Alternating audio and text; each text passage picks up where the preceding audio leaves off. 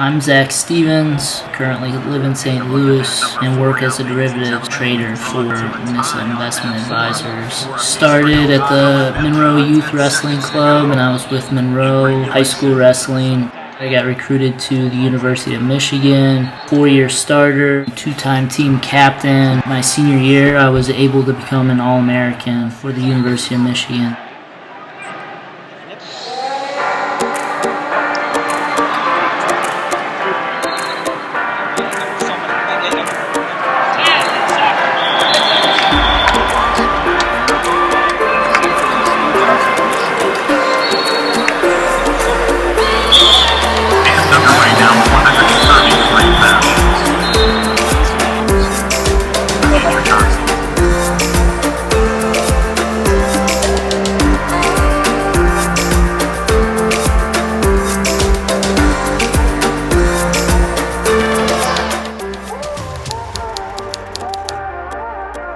You can look at my matches all the way back to when I was 8 years old, my first year wrestling. I would be shooting off the whistle, and people don't know how to deal with that. Even at the college level, not until you get to the top 10, 15 guys are they really ready for that. I always went out and wanted to score right away. In the first 3 seconds, I was attacking off the whistle. I think that's what it takes to be successful in wrestling at any level, just being aggressive. That was the way that I wrestled, and the fans loved it. I went out there, and sometimes to my detriment, I had to learn how to win matches, if you will, win close matches. Because I would go out and just wrestle as hard as I possibly could, and I would get huge leads on guys that were ranked top 20 in the country. I'd get out to a 5-6 point lead in the first period, and then I'd be so tired because I just bull rushed a guy for 3 minutes, and I would just tire myself out, especially when matches got close. Ultimately, I ended up learning, like, at the ends of matches, you can't think about what the score is. You just have to keep attacking. Make sure you're getting guys to the edge and attack them on the edge. They look really bad.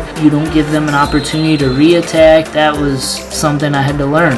I evolved and learned how to adapt to wrestling better guys and being in closer matches, and ultimately that's what got me on the podium.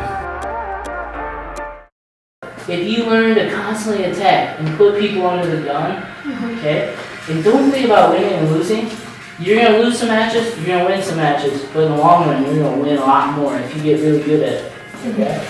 So we're going to focus on just putting pressure on guys, attacking. Okay?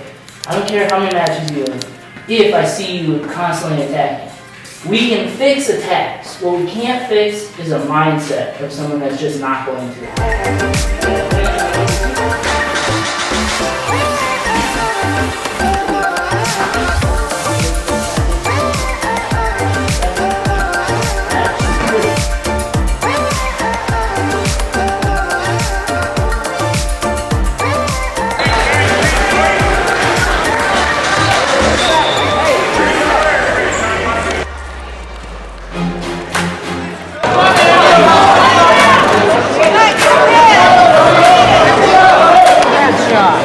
No, but I saw it. Don't let it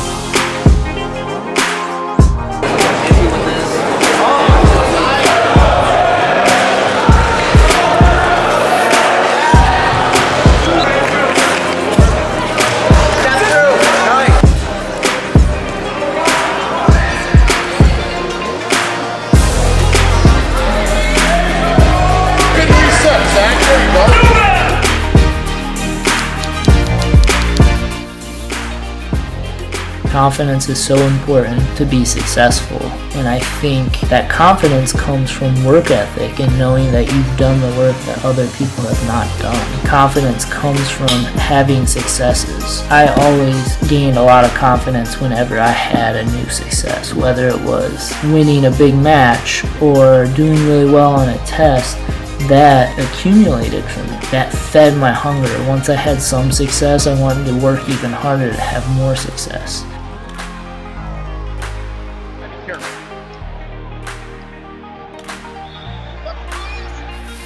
Oh, nice throw there from Stevens. In high school, I was lucky enough to have a wrestling coach who's really big on goal setting. After learning those goal-setting skills that I just continued to apply to other areas of my life, I've done that in my job, and it's a reason why I've been able to be successful. I look at them all the time. That's a really important part of goal setting. You've got to constantly look at them.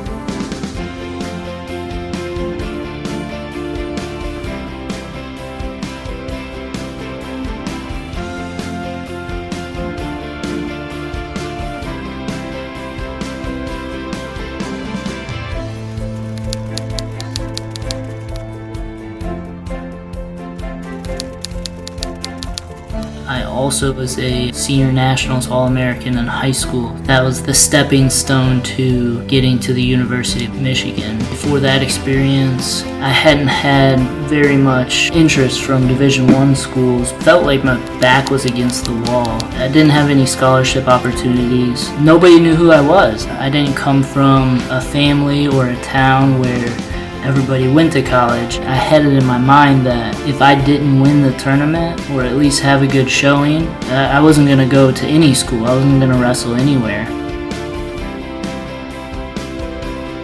I won my first match against a really tough guy. The second match, I ran into a buzzsaw, a guy named Scotty Sintez, who ended up wrestling for Central Michigan. We got into a scramble and I actually got pinned in that match. So that was my second match of the tournament. I dropped out in the loser's bracket and just started wrestling and won 8 matches in a row, I think, or 7 matches in a row. I ended up finishing 8-2. I lost for 3rd. I was walking off the mat, I ended up with 4th place, and I was ticked off because I lost. I was getting ready to kick over a garbage can or something. As I was doing it, an older gentleman came up to me and put his hand out and said, "Hey, I'm from Boston University. I want to give you a full ride." From there, I got offers from a number of other schools, all based on that tournament.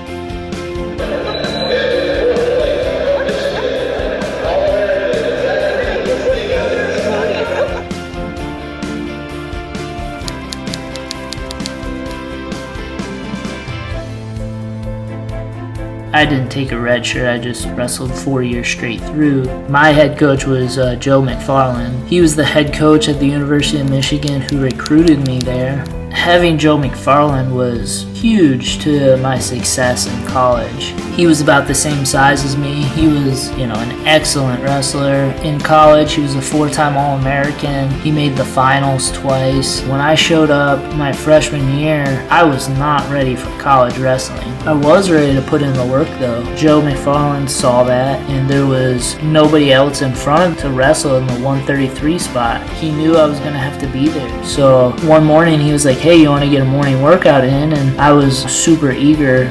I've always been very eager to please my coaches, managers, supervisors. And he was like, "Hey, you want to get a morning workout in tomorrow?" And this was before school even started, my freshman year. Joe's like, "Well, let's do a workout tomorrow." And I'm like, "Sure, what time?" And he came and picked me up from the dorms at 6 a.m. We worked out for 2 hours, and What did a workout consist of with Joe? As I said, he was a 4-time All-American, and a world silver medalist.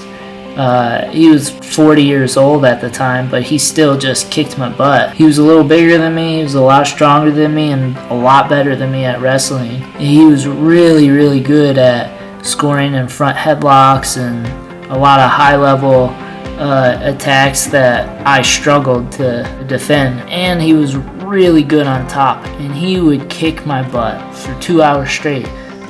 So the first time, just 2 hours straight, kicked my butt, and he's like, be back here at 3 for practice. So that was kind of the start of it. That extra attention that I got from Joe McFarlane was just huge. He retired just a couple years ago, and then Sean Bourmet took over for him.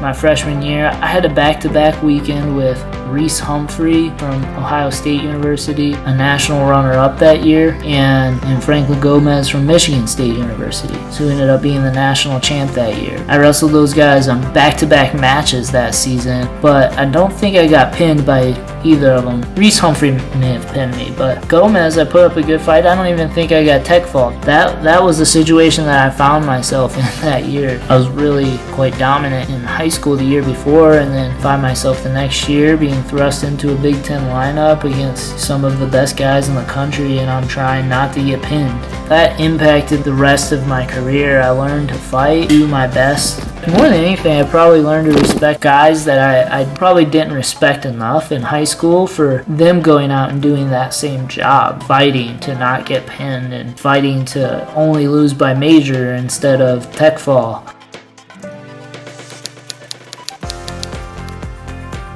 Top wrestling, I did a lot in high school. I was really good at catching wrists. I pinned a lot of people with a stack. I had over 100 pins in high school. I think 125 or 130 pins out of 190 wins. I pinned most of the guys that I wrestled.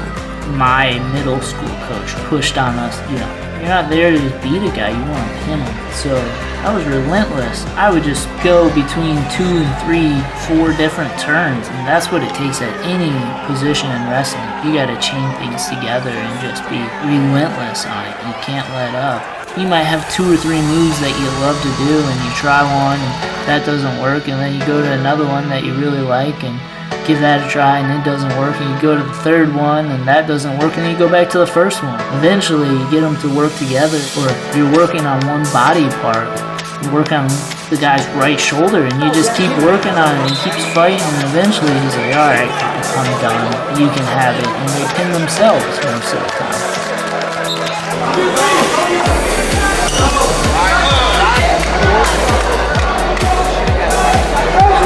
Put the pressure on them, they'll break if you do it all match long, okay? So whistle starts, you take them down, you can start working a turn right away. Don't give them any time to think about, I'm gonna be away.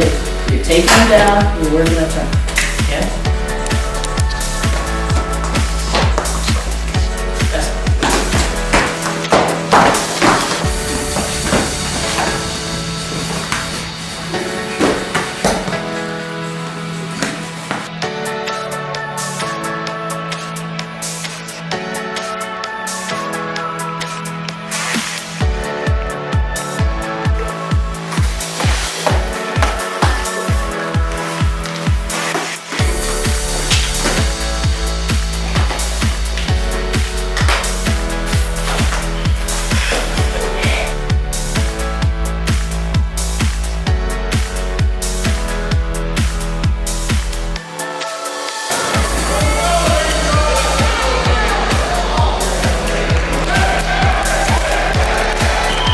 Stuff my head right under.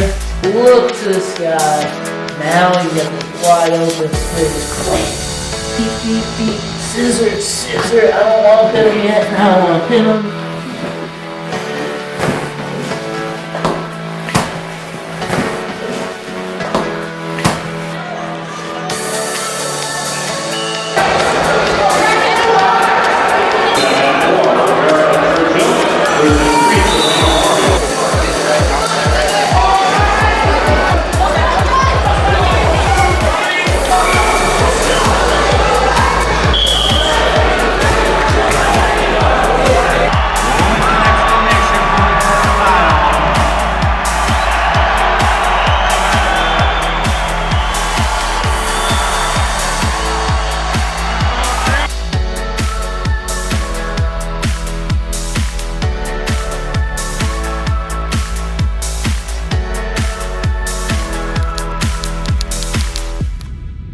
head in the hole was my go-to front headlock technique. Started doing it in high school, really because I saw Brent Metcalf and all of the other Davison guys do it. Their coach, Roy Hall, was an excellent coach. First time I saw that was those guys doing that move in high school. That wrestling style, beat them up with your hands, pull them down and run around them, was appealing to me and worked well. It led to a lot of success for me in high school. My success on that came from I would anticipate the shot coming. You can see as the guy's shooting, I'm already getting an angle and ducking my head under their arm before they even realize that I'm going into a front headlock offense situation. By the time that I would get a good angle and get my head buried in their armpit, I was able to apply a ton of pressure and make it very difficult for them to breathe and create a chain wrestling situation that led to 5 points instead of just a takedown. Yeah, the front headlock, head in the hole was huge for me in high school and in college. I had a lot of confidence in that move and I was able to get it on anybody.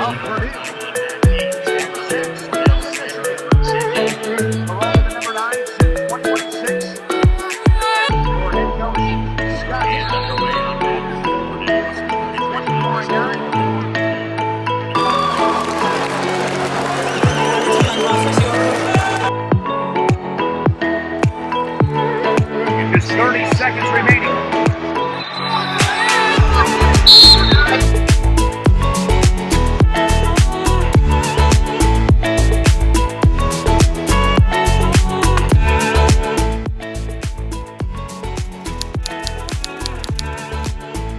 You got to keep these guys down. So that was really a point of focus my senior year, and I worked on it a lot in practice, and there were a couple things I ended up being really good at. One of those was a bow and arrow. I got 4 or 5 pins, which is a lot in the college wrestling season. If they got out of it, I went to something else for 10 seconds, and then I get back to it, and they're like, oh great, he's got my leg again, and he's going to pull it up, make my foot touch my head. Nobody likes that. It's a terrible position to be in, and I was able to consistently get guys there, and they would just quit. 21 seconds when they get them restarted on that 3. There is a riding time advantage on that.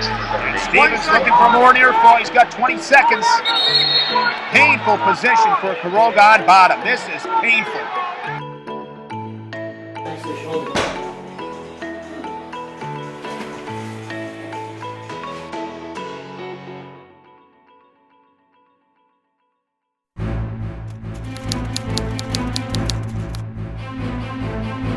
I mean, obviously you're looking to get on the podium, but what are some of the things that you really want to accomplish match to match in nationals? I'm just looking to go out there and put in my best effort and get my shots off, outwork everybody, be tough in every position, work for 7 minutes or more if it comes down to that. Be a national champ, All-American, get on the podium. 20 seconds. Next, Stevens out of Michigan.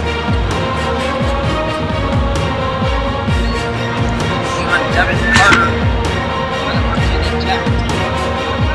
Good scramble here. Good wrestling from Stevens. And now Stevens going to get some back points. Stevens of Michigan now 2-0 to the third period on that.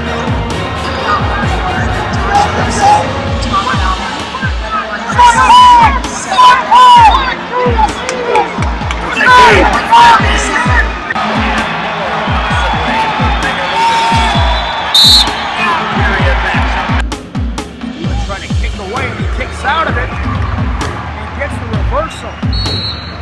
Kicks out in front.